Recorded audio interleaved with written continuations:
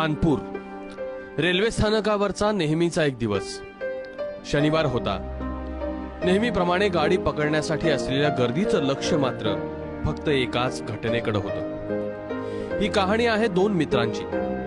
Railway स्थानकावरच्या हायटेन्शन वायरचा झटका बसला आणि एक माकड अर्धवट जळालेल्या अवस्थेत निपचित पडलं होतं। इलेक्ट्रिक पोल आणि ट्रॅकच्या मध्ये अशा अडचणीच्या ठिकाणी ते माकड अडकलं। सोबत असलेल्या त्या माकडाच्या मित्रानं त्याच्याकडे धाव घेतली। माकड तर मेलं म्हणून बघ्यांनी फक्त मोबाईल काढले आणि त्या माकडाची असह्यता आपल्या कॅमेऱ्यात कैद करण्यास सुरुवात केली। एकटाही माणूस पुढे सरसावला नाही।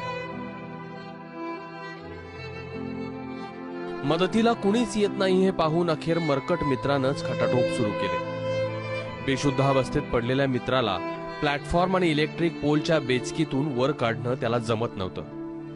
अनेक वेळा त्याला अपयश आलं, मात्र या मित्रानं धीर सोडला नाही।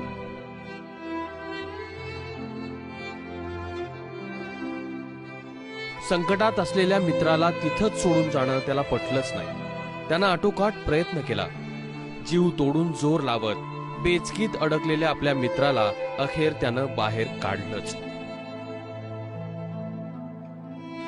मात्र हा खेळ इथंच संपला नव्हता। निपचित पडलेल्या आपल्या मित्रामध्ये संवेदना नव्हती, शुद्ध नव्हती। आपल्या मित्रामध्ये जीव आणण्यासाठी या माकडानं मग युक्ती लढवली।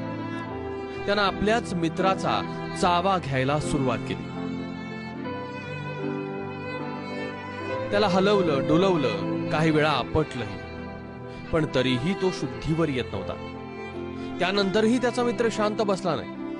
त्याने एखाद्या निष्णात डॉक्टराप्रमाणे मित्रावर उपचार करायला सुरुवात केली। पाठीत, डोक्यात, मानेवर अशा विविध ठिकाणी चावा घ्यायला सुरुवात केली। त्याला उलट सुलट करूनही पाहिलं, पण काहीच फायदा झाला नाही। मित्राचा जीव वाचवणाऱ्या माकडाला या 3 आघाड्यांवर लढावं लागत होतं। कारण एकीकडे आपला मित्र मरणाच्या दारात होता, दुसरीकडे बघ्यांनी या माकडाला हुसकवण्यास सुरुवात केली होती, तर तिसरीकडे आजूबाजूने रेल्वे जात होत्या। अखेर रेल्वे प्लॅटफॉर्म खालच्या गटारीतलं पाणी या माकडाला दिसलं आणि शेवटचा उपाय म्हणून त्यानं आपल्या मित्राला थेट गटारीत टाकलं। 2-3 वेळा पाण्यात बुचकळूनही काढलं आणि काही क्षणात मान टाकलेल्या या मित्राच्या जीवात जीव आला।